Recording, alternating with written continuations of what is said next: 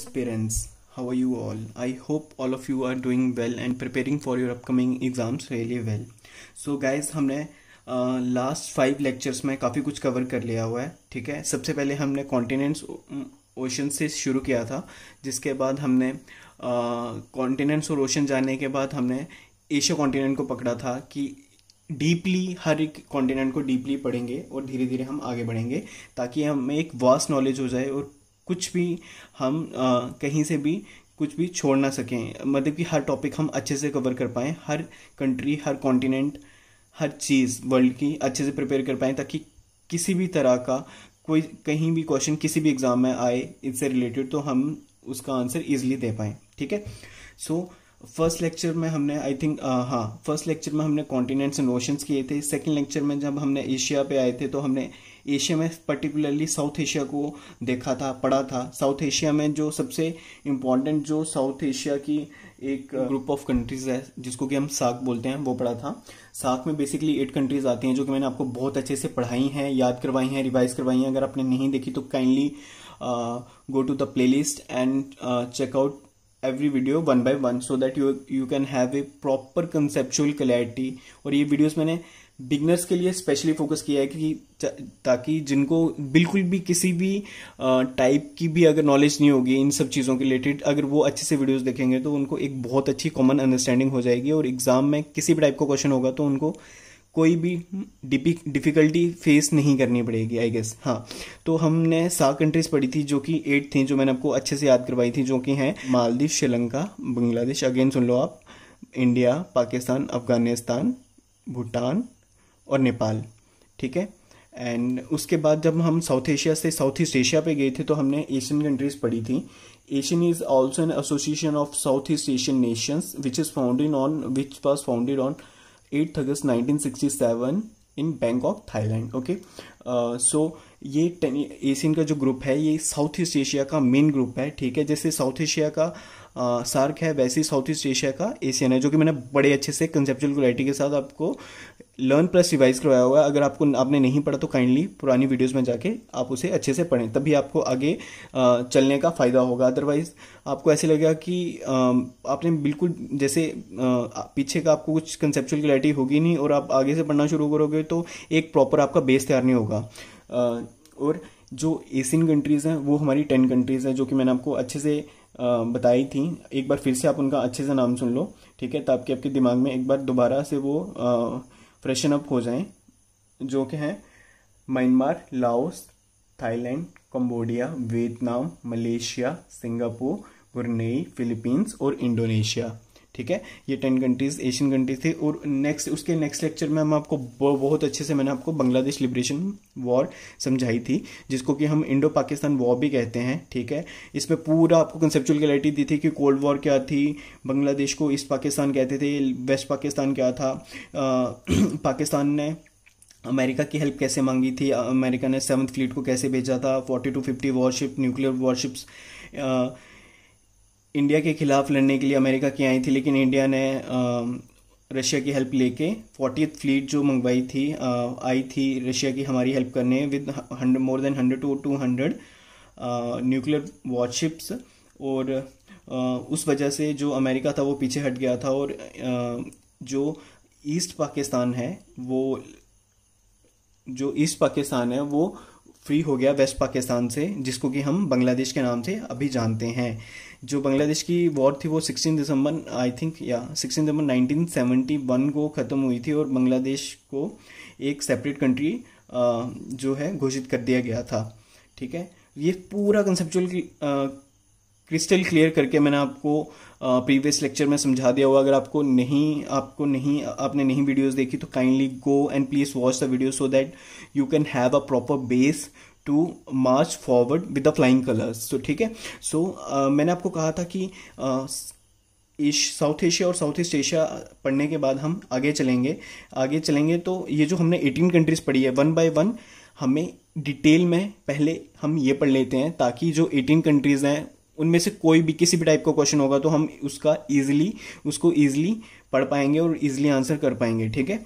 आज जो सबसे पहले जो साउथ एशिया की हमने 7 कंट्रीज पढ़ी थी उससे शुरू करेंगे। सबसे पहले हम आज पढ़ेंगे श्रीलंका को और नेपाल को।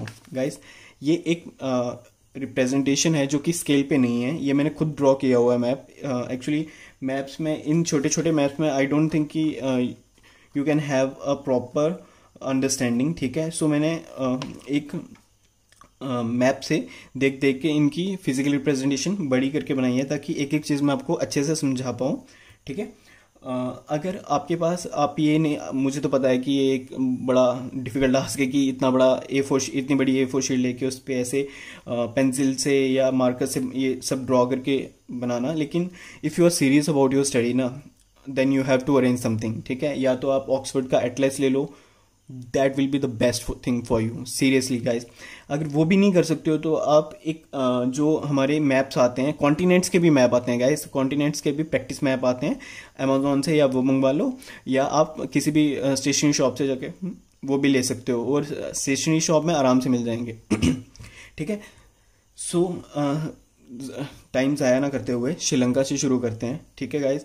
आप भी ये जो इंपॉर्टेंट पॉइंट्स मैं बता रहा हूँ इनका काइंडली नोट बना लेना, क्योंकि क्वेश्चन यूपीएससी हो या स्टेट लेवल एग्जाम हो, इससे बाहर नहीं जाएगा, ठीक है। जो भी क्वेश्चंस होंगे इनसे ही होंगे। और हाँ, अभी जो माउंटेन्स हैं, जो रिवर्स हैं, इनकी जो और फिजिकल पॉइंट्स हैं, जो इम्पोर्टेंट चीज़ें हैं, वो मैं आपको नहीं करवाऊंगा, ठीक है, इन कंट्रीज़ की। वो मैं आपको सेपरेटली, जब each and every country when I cover, उसके बाद जब मैं माउंटेन्स पे आऊँगा या ओशंस पे आऊँगा, रिवर्स पे आऊँगा, तब आपको उनका पूरा प्रॉपर वे से एक एक करके वो अलग से समझाऊंगा। पहले जो आपको कंट्रीज़ के इंपॉर्टेंट पॉइंट्स हैं, जो जहाँ से कि यूपीएससी या अदर जो भी एग्ज़ाम्स हैं वो पूछते हैं, जो भी एग्जामिनर्स हैं वो पूछते हैं, पहले हमें एक बेसिक सा, अच्छा सा, एक डीप आइडिया होना चाहिए कंट्री का, ठीक है, कि उसकी क्या इंपॉर्टेंस है, ठीक है, क्या इंपॉर्टेंस है उसकी, क्या उसके फिजिकल फीचर्स हैं, कौन कौन सी इंपॉर्टेंट सिटीज़ हैं उसकी, क्या क्या और इम्पोर्टेंस है, ठीक है। क्योंकि मैंने प्रीवियस ईयर के जो यूपीएससी के क्वेश्चन देखे उसमें ज़्यादातर क्वेश्चन ऐसे थे कि लेफ़्ट टू राइट आपको माउंटेन्स बतानी है या राइट टू लेफ़्ट आपको माउंटेन्स बतानी है, पूरा क्रम से पूछा हुआ था। तो वो तो हम चीज़ें जब हम माउंटेन्स पढ़ेंगे या रिवर्स पढ़ेंगे तब हम देखेंगे, लेकिन अभी जो इम्पोर्टेंट जो चीज़ें हैं कंट्रीज़ की, वो डीपली हम पढ़ते हैं। सबसे पहले श्रीलंका से शुरू करते हैं गाइस। सबसे पहले तो आपको ये पता होना चाहिए कि पोर्चुगीज़, सबसे पहले श्रीलंका में पोर्चुगीज़ आई थी, ठीक है, 1505 में। पोर्चुगीज़ जब आए तो पोर्चुगीज़ ने इनका नाम रखा सिलाओ। इस श्रीलंका के बहुत सारे नेम चेंज हुए हैं जो कि मैं आपको अभी बताऊंगा, ठीक है। मैं शॉर्ट फॉर्म में लिखूंगा, लेकिन आपने जो है अच्छे से नोट बना के लिखना हुआ है। मैं सिर्फ एक आपको हिंट दूंगा कि क्या क्या चेंजेस हुए थे इस पूरे टाइम के दौरान, ठीक है। और 1505 में पोर्चुगीज आए थे श्रीलंका। 1505 में श्रीलंका में पोर्चुगीज आए थे, ठीक है। पोर्चुगीज के जाने के बाद ब्रिटिशर्स ने श्रीलंका पे कब्जा कर लिया था, ठीक है। और 1948 में जो है श्रीलंका को ब्रिटिशर्स से जब इंडिपेंडेंस मिली, ठीक है, इंडिया के 1 साल के बाद, ठीक है, जब इंडिया को 1947 में मिली थी, श्रीलंका को 1948 में मिली थी। और 1948 आते आते श्रीलंका का नाम हो गया था सेलोन। क्या हो गया था नाम? सेलोन। और 1948 में जब श्रीलंका को इंडिपेंडेंस तो मिली, इसका नाम हो गया था डोमिनियन ऑफ श्रीलंका।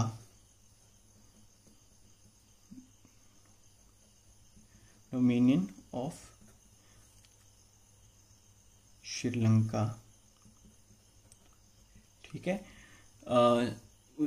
जब इसका नाम डोमिनियन ऑफ श्रीलंका हुआ तो जब जैसे जैसे टाइम बीतता गया, 1972 आते आते श्रीलंका का एक नया नाम आ गया, जिसका जो कि था free sovereign and independent republic of Sri Lanka. Guys याद रखना, फ्री सवर्न, 1972 आते आते free sovereign and independent republic of Sri Lanka. Guys as you can see कि यहाँ पे इतनी स्पेस नहीं है, सो मैं जस्ट शॉर्ट फॉर्म में लिख रहा हूँ। आप जहाँ पे भी लिख रहे हो वहाँ पे प्रॉपर लिखना, ठीक है। और फाइनली 1978 में इसका दोबारा नाम चेंज हुआ, जो कि था the democratic socialist Republic of Sri Lanka. The democratic socialist and Republic of Sri Lanka. ठीक है, सो इसके देख लो आप कितनी बार नाम चेंज हुई, 1505 में, 1972 में, 1978 में। ठीक है, सो श्रीलंका को हम बहुत सारे नाम से जानते हैं, जिसमें कि हम श्रीलंका को टीयर ऑफ इंडिया भी बोलते हैं, पर्ल ऑफ इंडियन ओशन भी बोलते हैं, हार्ट ऑफ इंडियन ओशन भी बोलते हैं। ये सभी नाम श्रीलंका के ही हैं। ठीक है, एक बार दोबारा याद रखना, tear of India, pearl of Indian Ocean और the heart of Indian Ocean. ठीक है, और जो एक और इम्पोर्टेंट पॉइंट है श्रीलंका के बारे में, वो ये है कि ये जो यहाँ पे जो है, ये श्रीलंका की कैपिटल है, जिसको कि हम बोलते हैं कोलंबो। क्या बोलते हैं? कोलंबो। कोलंबो जो है वो है कौन सी? Commercial capital. कौन सी? Commercial capital. सीसी का मतलब है कमर्शियल कैपिटल। और एक और जगह है कोट्टे। क्या नाम है जगह का? कोट्टे। कोट्टे जो है वो कौन सी कैपिटल है? वो है एडमिनिस्ट्रेटिव कैपिटल। इन चीज का ध्यान रखना। ठीक है, कोट्टे जो है वो है एडमिनिस्ट्रेटिव कैपिटल श्रीलंका की। मैं यहाँ पे आपको अलग से लिख देता हूँ, क्योंकि मेनली जो पूछते हैं वो सिर्फ कोलंबो का पूछते हैं। और जब कोई भी ऑप्शन में आपको, मतलब कि किसी भी क्वेश्चन में आपको ये नहीं फर्दर डिस्टिंक्शन दी होगी या कि एडमिनिस्ट्रेटिव कौन सी है और कमर्शियल कौन सी है, तो आपने सिंपली कोलंबो को टिक करना है और आंसर मार्क करके अगले क्वेश्चन पे आना है। ठीक है, कोटे कौन सी है? इनकी एडमिनिस्ट्रेटिव कैपिटल। ठीक है, अब अगर हम एथनिसिटी की बात करें, ठीक है, तो यहाँ पे कौन सी पॉपुलेशन रहती है? यहाँ पे जो लैंग्वेज सबसे ज़्यादा बोली जाती है वो सिन्हलीज एक लैंग्वेज है, जो कि कितनी % पॉपुलेशन बोलती है? I think I write here 74.9 Sinhalese ethnicity.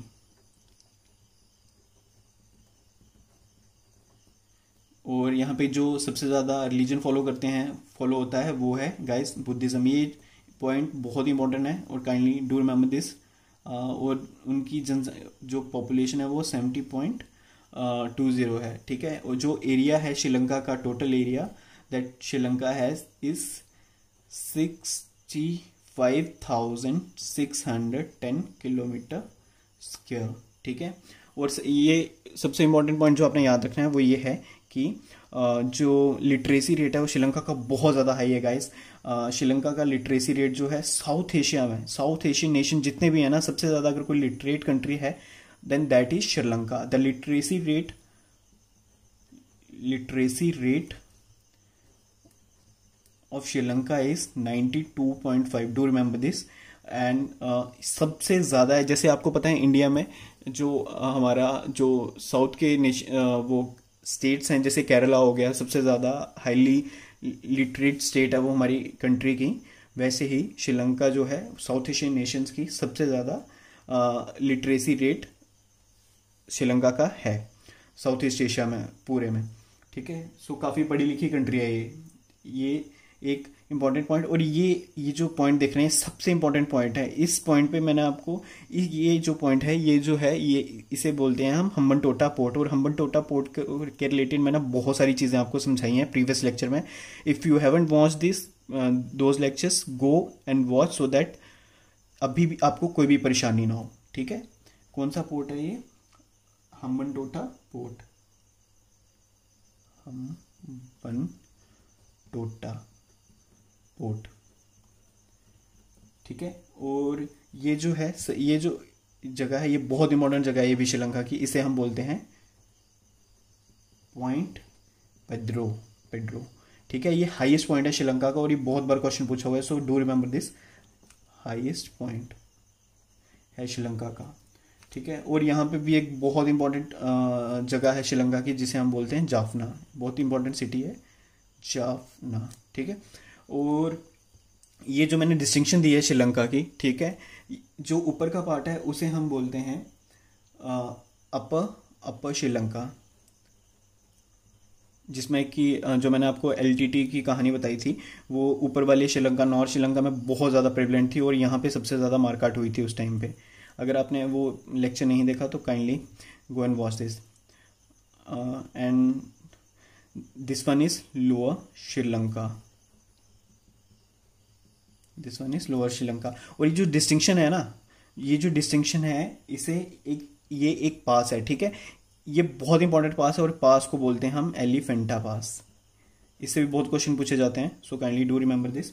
इसे हम बोलते हैं एलिफेंटा पास। हाँ, और श्रीलंका की सबसे बड़ी जो नदी है वो यहाँ पे है, लोकेशन देख लेना आप, ठीक है। यहाँ पे है, उस नदी का नाम है, क्या नाम है, महावेली गंगा। सो गाइज आप भी देख लो कि यहाँ की जो सबसे बड़ी रिवर है उसका नाम भी गंगा ही है। बस इतना सा चेंज है कि यहाँ पे जो रिवर है उसकी गंगा के साथ साथ महावेली भी नाम में लगता है, Mahaweli Ganga, longest river of Sri Lanka, ठीक है। और ये जो एरिया आप देख रहे हो, इसे हम, ये हमारे लिए बहुत इंपॉर्टेंस रखता है, बहुत ज़्यादा। इनफैक्ट इसे हम बोलते हैं राम सेतु, जो कि हमारी वानर सेना ने श्री राम जी के साथ श्रीलंका जाने के लिए, जो रावण जहाँ पे था वहाँ पे बीच में जो ये समुंदर था, ठीक है, इसे ये तो सबको पता ही होगा। इनफैक्ट जो समुंदर पार करने के लिए जो राम जी की हेल्प की थी, राम भगवान जी की, तो वानर सेना ने, तो उन्होंने ये जो बनाया था, इसे बोलते हैं हम राम सेतु। राम सेतु जो ये ब्रिज है, ये अभी भी आप सैटेलाइट से देख सकते हो, बिल्कुल क्लियरली दिखता है, ठीक है, कोई भी वैसा इशू नहीं है। और ये जो एरिया है ना, ये जो एरिया पूरा है, इसे हम बोलते हैं गल्फ ऑफ मन्नार, ठीक है, गल्फ ऑफ मन्नार। और ये जो स्टेट है, the state which divides India and Sri Lanka is known as Palk state, and this question is repeated several times in history. कोई भी आप एग्जाम देख लो, ठीक है, छोटे लेवल का, उसमें ये क्वेश्चन तो पेट क्वेश्चन है कि इंडिया और श्रीलंका को कौन सा स्टेट डिवाइड करता है, ये आपको याद रखना है, पाक स्टेट,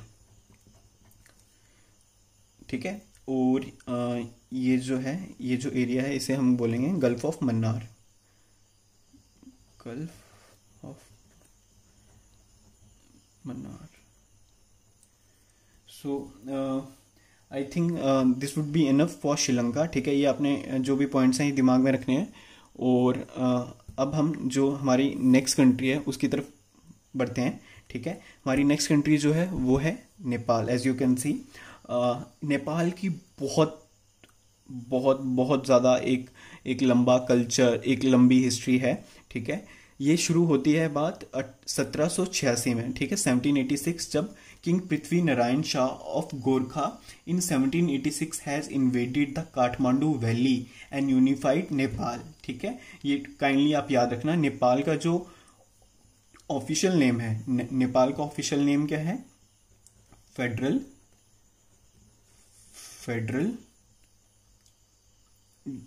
डेमोक्रेटिक रिपब्लिक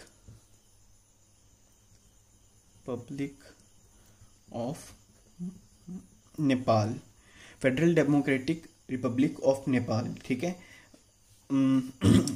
आप सीधे शब्दों में ये समझो कि नेपाल हम पे बहुत बहुत बहुत ज़्यादा डिपेंड करता है। अभी हमारे नेपाल में कुछ जो रिलेशन में कुछ डिफरेंसेस हो गए थे, बट हाँ, मैं बस यही प्रे करूँगा कि हमारी फॉरेन मिनिस्ट्री जो है और नेपाल की फॉरेन मिनिस्ट्री जो है जल्दी से जल्दी सारे रिलेशन को अच्छा करे, ताकि, क्योंकि नेपाल बहुत ज़्यादा डिपेंड है हम पे, और अगर नेपाल की डिपेंडेंस चाइना पे बढ़ेगी ना, तो हमें उतना लॉस नहीं है जितना नेपाल को लॉस है, ठीक है। सो अभी नेपाल को फटाफट से हम कवर करेंगे, ठीक है। नेपाल एक सैंडविच कंट्री है। कौन सी कंट्री है? सैंडविच कंट्री है, जो कि सिचुएट करती है साउथ एशियन रीजन में। याद रखना, sandwich country of South Asian region, ठीक है। और ये एक्सटेंड होती है wooden plains of Terai to Mount Everest. You yourself know कि माउंट एवरेस्ट जो दुनिया की सबसे ऊंची चोटी है वो कहाँ पे है, वो नेपाल में, ठीक है। और सबसे ज़्यादा अगर नेपाल फेमस है तो माउंट एवरेस्ट के लिए ही है, और ये बिल्कुल सच्चाई है। और नेपाल का टोटल एरिया जो है वो है 1,47,181 स्क्वायर किलोमीटर, ठीक है। और जो नेपाल है ना मोस्टली हिली एरिया है, ये ज़रूर आप याद रखना, नेपाल जो है वो मोस्टली हिली एरिया है। सो यहाँ पे 3 जियोग्राफिकल रीजन्स में डिवाइडेड है, ठीक है। एक है हिमालयन रीजन, जो कि आप जैसे कि यहाँ पे देख सकते हो कि मैंने पेंसिल से डिफ्रेंशिएट किए हैं तीनों रीजन्स, ठीक है, ताकि आपको समझने में ज़्यादा प्रॉब्लम ना हो, ठीक है। सो यहाँ पे जो ये रीजन है इसे हम बोलते हैं हिमालयन रीजन, जो अपर पार्ट है हिमालयन रीजन। और जो मिड वाला पार्ट है इसे हम बोलते हैं hilly areas, hilly region, hilly region. और जो सबसे नीचे का पार्ट है इसे हम बोलते हैं ट्राई रीजन, ट्राई रीजन। जो सबसे ज़्यादा नेपाल की 50 to 60% पॉपुलेशन जो है ना ये ट्राई रीजन में ही है, ठीक है। ऊपर इतने ज़्यादा माउंटेन्स हैं कि वहाँ पे सर्वाइवल बहुत डिफ़िकल्ट है। अभी हम कुछ और इम्पोर्टेंट पॉइंट्स देखेंगे। नेपाल की जो यहाँ पे जगह है, यहाँ पे बहुत इंपॉर्टेंट एक शहर है नेपाल का जिसे हम बोलते हैं विराटनगर, ठीक है।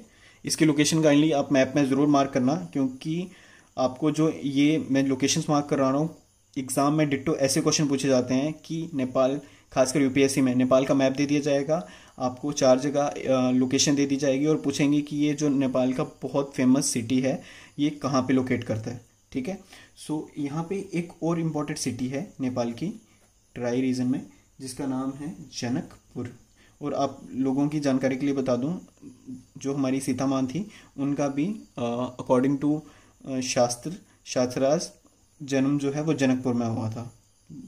बर्थ प्लेस ऑफ सीता माता, just for your knowledge purpose I am writing this, ठीक है। और ये जो पॉइंट है ना सबसे इंपॉर्टेंट पॉइंट है ये, क्यों? क्योंकि ये है माउंट एवरेस्ट। क्या है ये? Mount Everest. Should I right this? हाँ, यहाँ पे लिख देता हूँ माउंट एवरेस्ट, ठीक है। और just for your knowledge purpose ये ज़रूर याद रखना कि एवरेस्ट को, माउंट एवरेस्ट को नेपाल में सागर माथा भी कहा जाता है, और ठीक है नेपाल में, ठीक है। और चोमोलुंगमा, CHOMOLUNGMA एक तिब्बतन वर्ड है, इस नाम से भी बुलाया जाता है, ठीक है। सो उसके जैसे ही माउंट एवरेस्ट देखोगे ना, उसके नीचे ये दोनों हिमालयन रीजन में आते हैं, उसके नीचे ना यहाँ पे बिल्कुल I think south east side पे एक और बहुत इम्पॉर्टेंट माउंटेन है जिसका नाम है माउंट मकालू, MAKALU। इनकी आपको हाइट भी याद होनी चाहिए, ठीक है, 8481 मीटर्स। एंड माउंट एवरेस्ट तो आपको पता ही होगा 8848, सो ज़्यादा डिफरेंस नहीं है, so kindly do remember this. और इसके अलावा ये जो पॉइंट है, ठीक है, हिली रीजन के, ये हिली रीजन में ही आता है आई थिंक, हाँ, ये है काठमांडू। और काठमांडू क्या है? काठमांडू है नेपाल की कैपिटल। काठमांडू क्या है? नेपाल की कैपिटल जो है वो है Kathmandu. Okay, so I think यही इंपॉर्टेंट पॉइंट्स थे। और थोड़े से और मैं आपको इंपॉर्टेंट पॉइंट बता देता हूँ। एक भरतपुर के पास ही ये है विराटनगर ना, यहाँ पे एक जगह है भरतपुर, ठीक है। भरतपुर के पास ही एक बहुत बहुत बहुत बहुत बड़ा एक ग्रासलैंड है, one of the world's biggest tallest grassland, जिसका नाम है चितवान ग्रासलैंड, ठीक है। ये जरूर आप दिमाग में रखना, चितवान ग्रासलैंड, ठीक है। और one of the deepest George of world जिसका नाम है काली गंडकी, वो भी नेपाल में है। और उसकी लोकेशन कहाँ पे है? यहाँ पे आप जब थोड़ा वेस्टर्न फ्रंट पे आओगे, ठीक है, यहाँ पे हिमालयन रीजन में ही यहाँ से ये जॉर्ज निकलता है, लोकेशन है यहाँ पे इसी जॉर्ज की, जिसका नाम है काली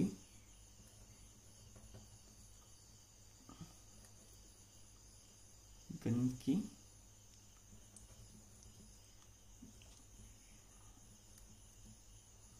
with elevation of 1200 metre.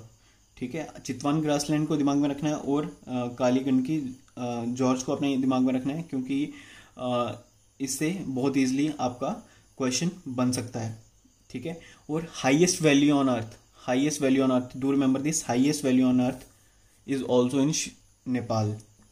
Highest valley on earth is in Nepal and the name of that valley is Arun Valley।